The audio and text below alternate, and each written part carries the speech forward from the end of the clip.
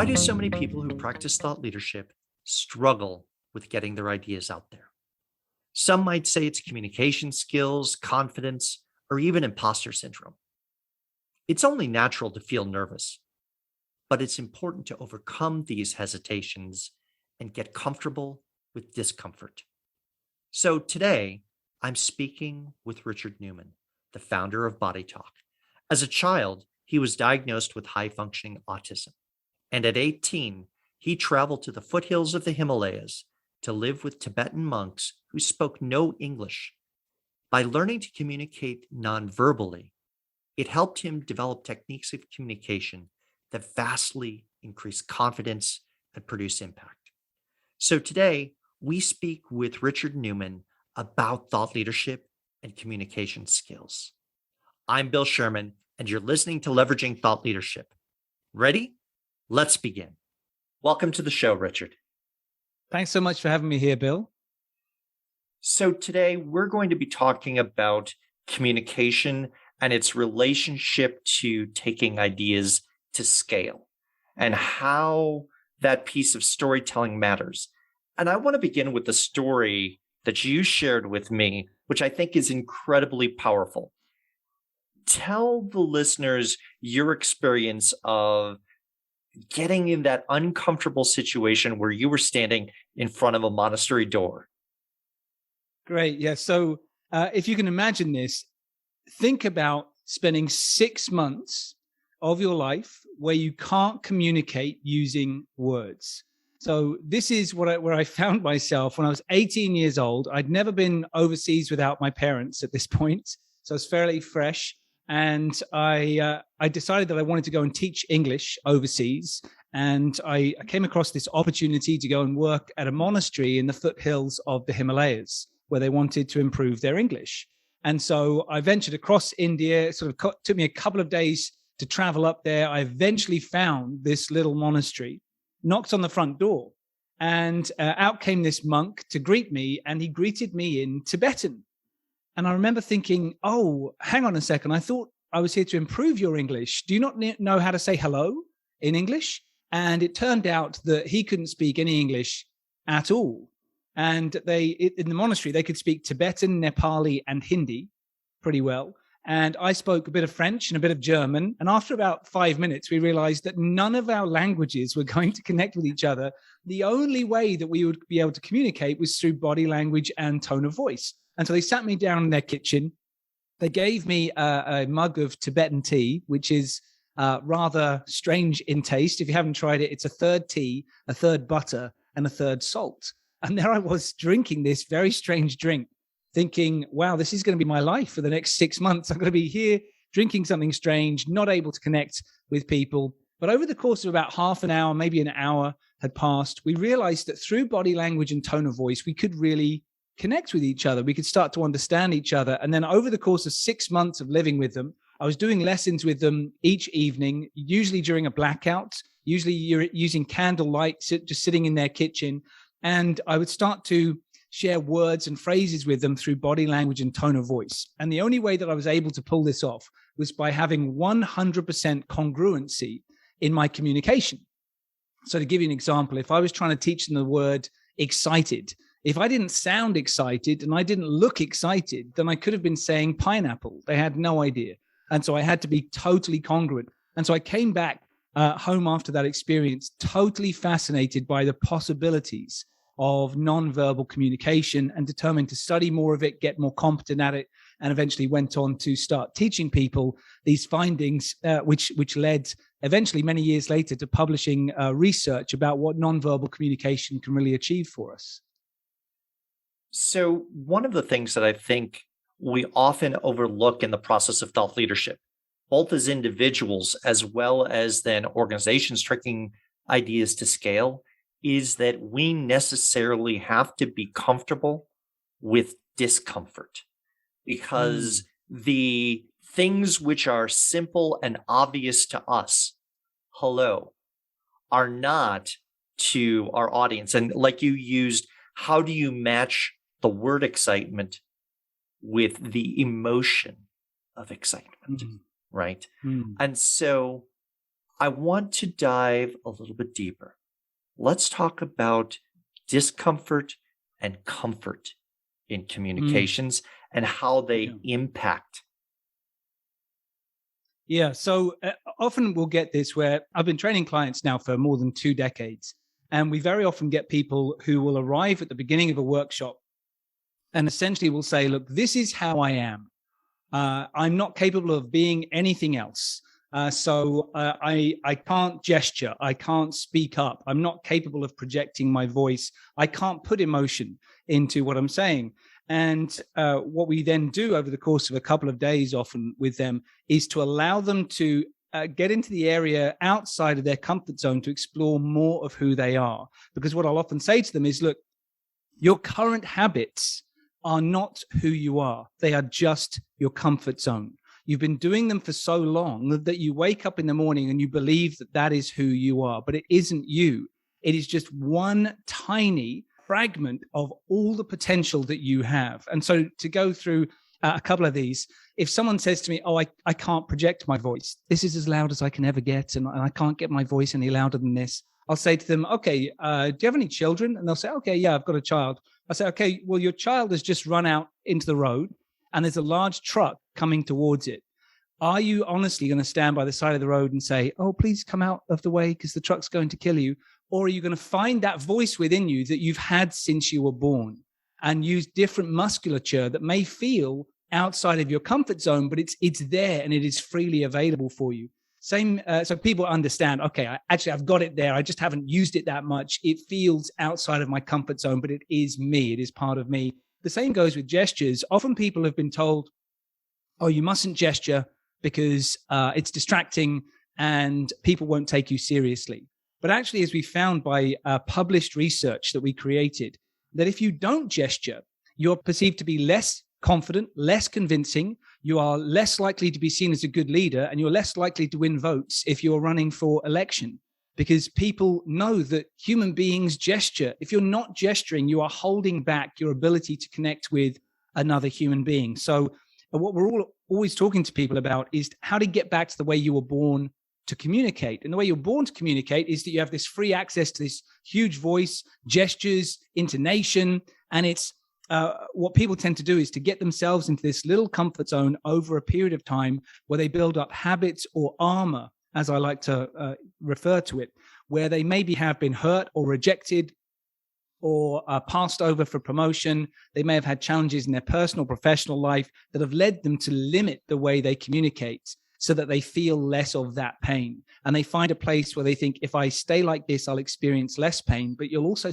experience less joy, less success, less fulfillment. So we have to take back some of that armor and get people back to that space of discomfort so that they grow into more of who they really are.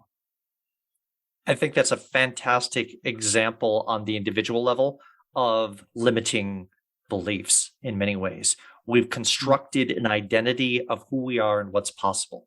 And I think also then in thought leadership, your audience has constructed either an identity or a sense of how the world works, of what's possible, what's not possible. And if you're coming with a story of how the world could be different, whether it's a better way to do something, a new way of thinking of the world, or a new approach, you have to challenge those limiting beliefs. And I like your example of well, let's put you in a situation hypothetically where there's urgency, right? Which is similar to the child running into the street, because it is much easier to prepare and to have those resources to take those steps early rather than wait till that moment of crisis where you have to make transformation. Yes. Yeah. So if you think about, if you've got a broad number of people where you need to move them from a space of comfort to a space of discomfort, if there needs to be a change, a new initiative, pivoting of a business, which a lot of people have had to do the last couple of years. We've had to rethink how organizations work, what it means to be part of a team. Is it okay to be working virtually, or are we coming back into the office? So many things have had to change for people to thrive or even survive during this time. And so you may need to get people to shift. And people don't like to do that. And here's the reason part of that happens is that people know everything they have done in their life up until this moment has kept them alive. And if they do something different, they could die. That's how the survival mind works. And so if you get people to shift, they'll be thinking, well, am I going to be safe? Is this going to still allow me to comfortably bring home rations that I need for me and my family to survive? So you need to get to that place. The other thing that we need to understand is that as business leaders, you may have found out, you may have rationally, logically come to an answer where you know definitively this is where a business should go. Or even speaking to a client, you may think, I know that logically speaking, this is the best product. It is at the best price point for them. It will give them the biggest return on investment. I know that because I can give you proof. And you're wondering potentially why is this client not listening to the proof? Why is my team not listening to the proof? And the reason being, you're trying to connect with the logical mind, and the logical mind is not in charge. Before you get to the logical mind, you need to involve the survival mind and the emotional mind, because the survival mind and emotional mind will give you lots of reasons not to believe someone's evidence. And so if people are behaving in a certain way currently, first of all, to go back to our earlier example, you can give them a sense of talking about, have they ever believed something for a period of time and then suddenly they realized that what they thought was real was not? And you may have an example for them, or you can get them to think of their own examples. So they're open to the idea of, change sometimes happens and sometimes that can be good. But this is where storytelling is so important for changing people's beliefs, changing their actions, and for cascading messages of change in organizations. Because storytelling, if it's done well, it connects with the survival mind, the emotional mind first, and only then starts to deliver something to the logical mind. So the key areas of the mind that are really in charge of our decisions have said, yes, I accept this information. I'm engaged. I understand why it's important for me.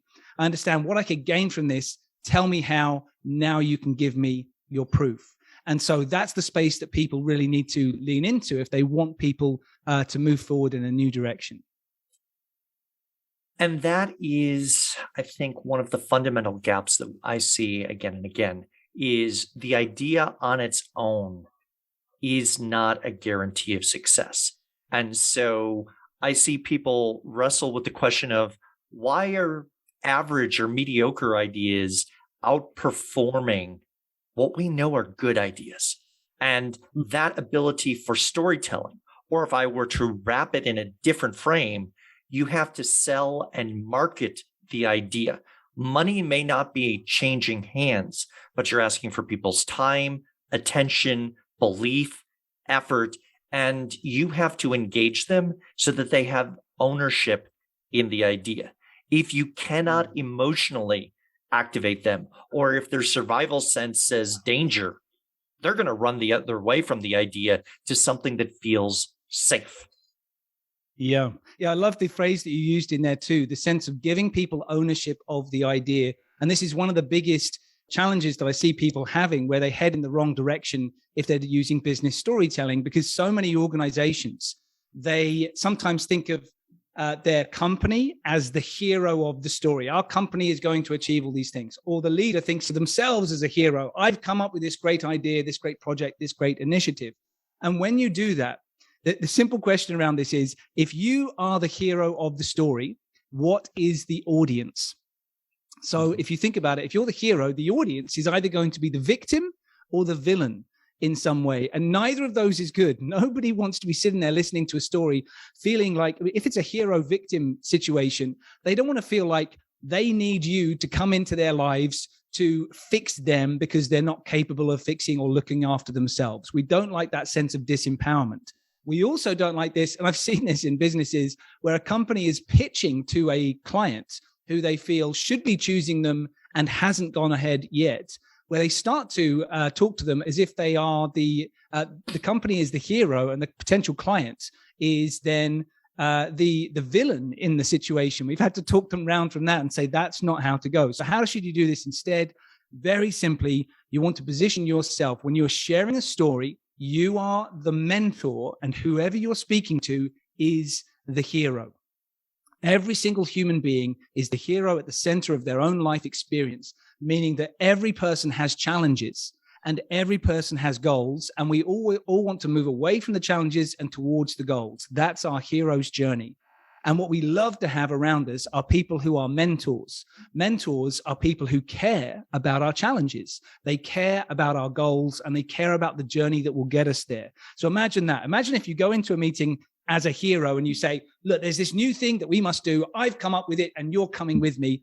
And you wonder why nobody starts following you out the door as you go off to it. Well, they don't feel involved. They don't feel ownership of it. But instead, if you come in and you say to them, like, I really want you to know that I understand the challenges you're going through right now. Having spoken to you, I see you and I hear these challenges. And I think the biggest one that we've talked about is this one. Ultimately, we know that if we keep going as we are, the challenges you've spoken to me about are going to get bigger.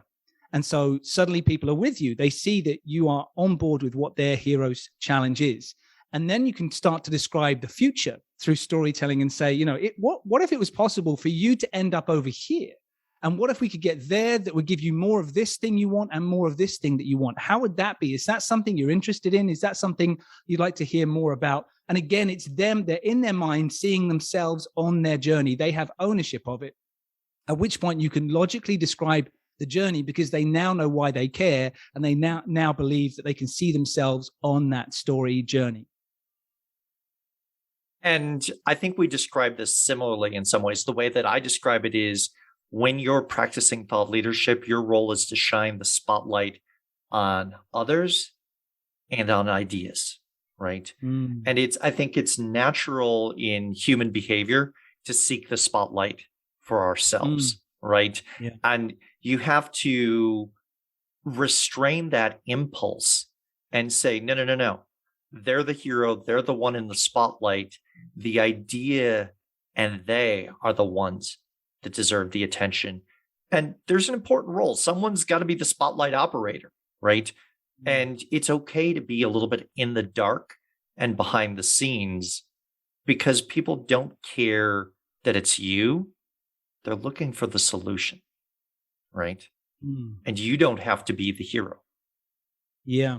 Yeah, so good. And we often talk about this where we say that, great leaders lift. And what I mean by that is that they achieve their goals by lifting others, by making sure that other people feel seen, they feel supported, they feel a sense of responsibility and empowerment. And by empowerment, it's not just delegation. You're empowering them, and there's accountability along the way because you stay as the mentor there with them on that journey. And the more people that you can lift, the more likely it is that the goals that you have are going to happen. So we all want to have that leader or that parent or grandparent who sees greatness in us and helps us become more of that greatness. So the more that people can do that, the better. And, very powerful ways to do that is through storytelling. But to come back to where I was earlier, you can't just have a great story. You have to make sure you commit to being a great storyteller.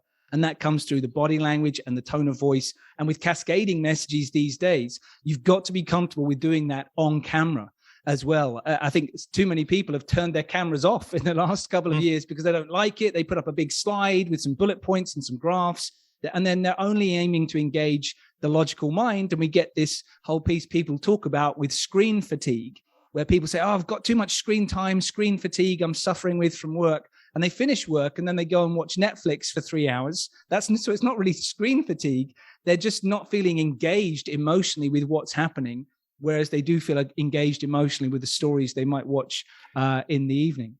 Well, and I think about screen fatigue a little bit differently. My training in university and graduate school is on theater. It is incredibly draining to be on stage 3-4 hours at a time as a performer. You need to be focused. You need to be present. All of those senses need to be aware and activated. And sometimes when I hear Zoom fatigue, I hear people sort of reflecting that theatrical perspective of, I know people's attention is on me, right?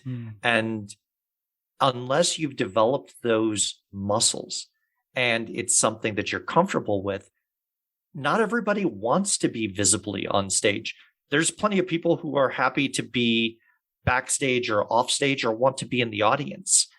But you pointed out something that I think on storytelling and being a good storyteller that I want to explore.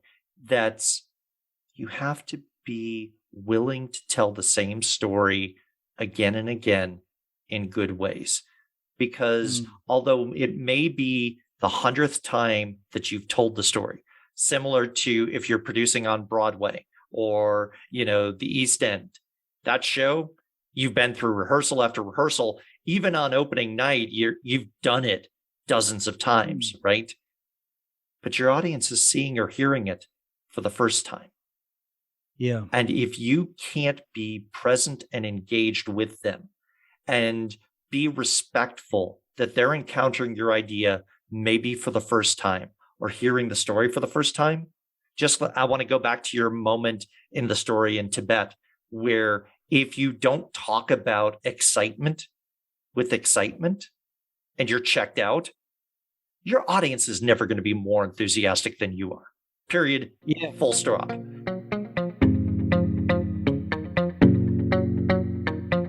If you are enjoying this episode of Leveraging Thought Leadership, please make sure to subscribe. If you'd like to help spread the word about the podcast, please leave a 5-star review and share it with your friends.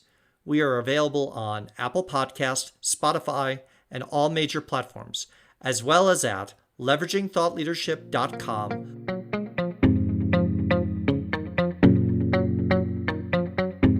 Absolutely. Yeah. The audience will never be more passionate than you sound or appear. And there's so many things to talk about with that, where I've worked at countless conferences over the years. And generally what happens at a conference is the first speaker who gets up is the CEO. And then maybe the second speaker is the CFO. And then they have a couple of updates from managers. And then maybe they come around to the keynote speaker.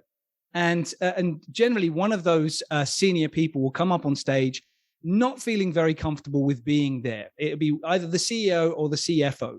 And they might stand up and say, "Oh, hi, everyone. I'm very excited to be here. And we've got some good news to share with you today." And they just don't look excited. They don't sound like it's going to be That good news makes people worry. Are we shutting plants? Are we laying people off because the tone doesn't match? That's it. Yeah. That's it. And so, if you are speaking to, maybe you're just speaking to one person in a meeting and you're feeling stressed that day, you're feeling, rushed and busy that day.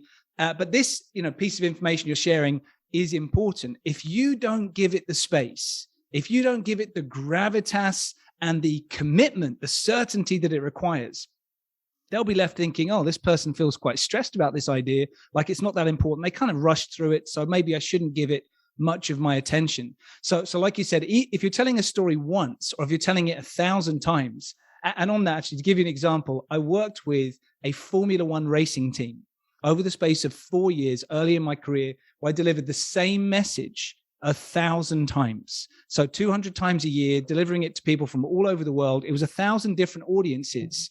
And sometimes I had multiple interpreters at once, but I delivered that same message 1,000 times. And we just updated the statistics after each of the races. But otherwise, it was the same message.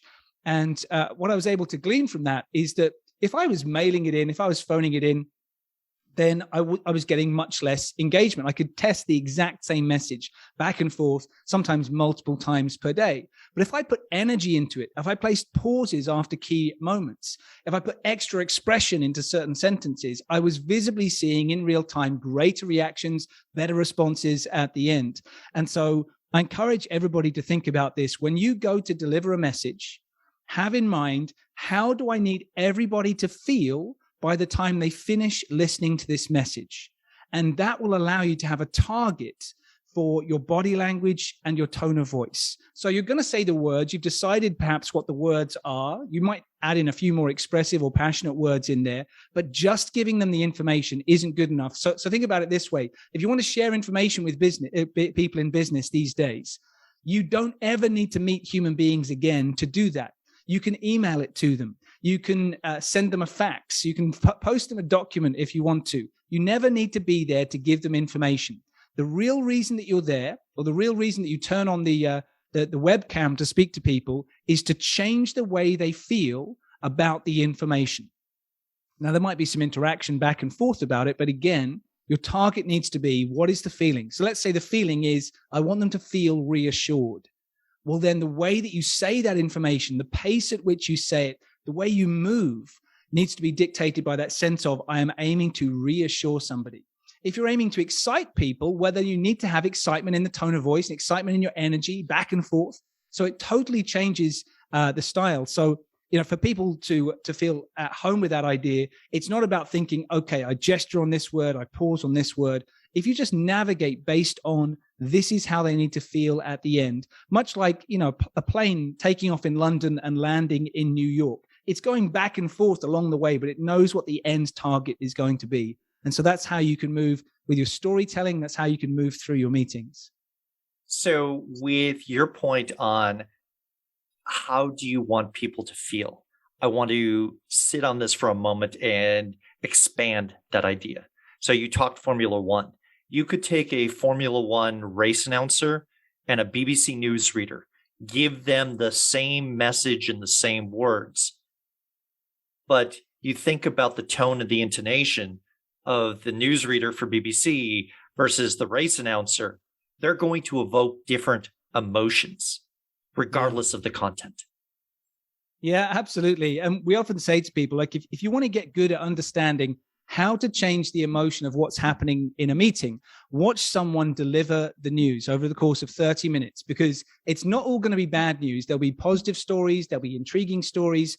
And so you'll hear people delivering the news saying, and that is the latest update we have on Syria.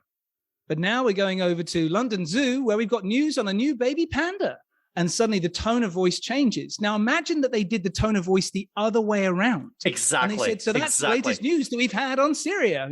Suddenly they'd get fired for having the wrong tone of voice. And the news about the baby panda, if it's, more somber, is like, oh no, what happened to the baby panda? Right. Exactly. So we send signals by intonation, by energy, that prepare an audience. And if there's a dissonance between either the nonverbal signals or the intonation signals, we convey an entirely different context of message. Yeah. And this is so critical in important meetings. People will come into that meeting, they'll be observing the leader or the speakers of the meeting before they even start to speak. So your job starts the moment that you see the other person, not the moment that you put up your first slide or get your time speaking around the boardroom table. It starts from the moment that you arrive, the feeling that you generate a sense of confidence or a sense of anxiety.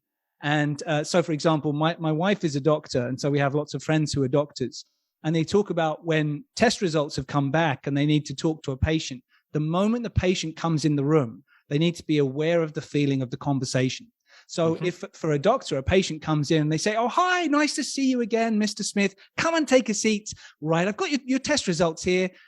It turns out you do have cancer and there's 4 weeks to go. It's just not appropriate. You've got to start right from the moment that you lock eyes with the person all the way through to that moment to navigate it. And we coached leaders on this, where there was a huge change for one of our clients where they were going to be making several hundred people redundant, or several hundred roles rather redundant. They were really worried about this.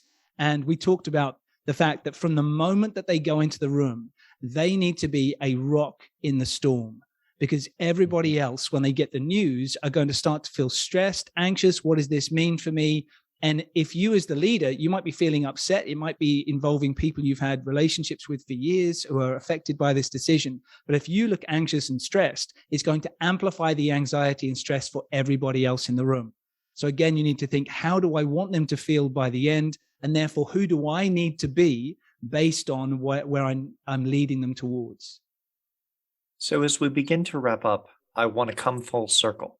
I want to return to the moment of you standing at the monastery door, ready to knock, not quite sure what you're getting into, right? I think that is comparable to a lot of people who have an idea, but they don't know how to take it to the world.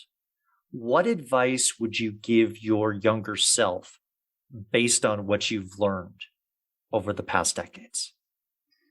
Well, I think actually what I would say to my younger self and to anybody doubting, we had a conversation before about imposter syndrome, is that generally speaking, what we have, we tend to not believe that we are as competent as other people perceive us to be. And this imposter syndrome comes up. And so there was part of me that thought, I don't want to get on this plane to go to India because I've never done this before. There was also part of me before I started my company where I thought, I can't do this. Like, what do you mean? There's no way that I could do this. And in fact, it wasn't even my idea to start my company. I was sitting in a hair salon and my hairdresser said to me, what are you doing? What are you interested in? I talked to him about the books I was interested in. I talked to him about my trip to India. And he said, wow, you could come and teach communication to my hairdressers. They need to improve the way they speak and interact with people.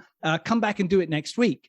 And I thought, I can't do that. There's no way I can do that. I'm terrified by the very idea. But what stayed with me is that he saw something in me that I didn't know I was yet capable of. And so what I would say to my younger self is understand that other people view you without all of the limitations that you have in your own mind. They don't know the stories you have in your mind that limit who you think you are and what you think you can do. They just see you and they see all the potential that lies before you. And so if there's that sense of excitement that may come with a sense of nervousness as well, it's worthwhile stepping forwards into it to grow who you are.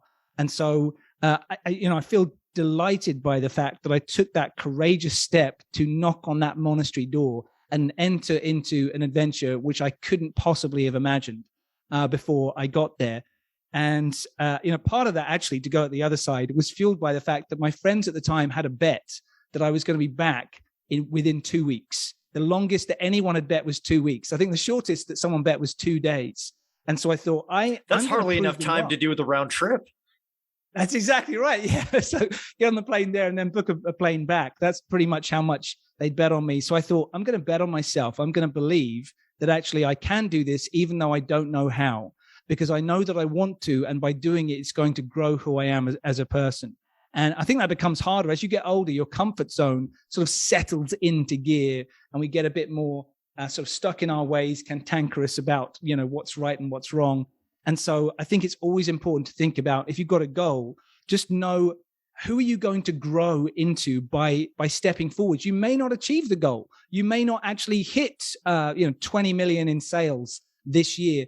But what would that mean if you aimed towards it? How would you grow as a person? Because whether you get there or not, you're going to be building up this life CV, if you like, of who you became by stepping into those moments. So that's certainly advice that I like to pass on to my children now as they go about the world, and something that I'm so pleased that I was able to do at that young age.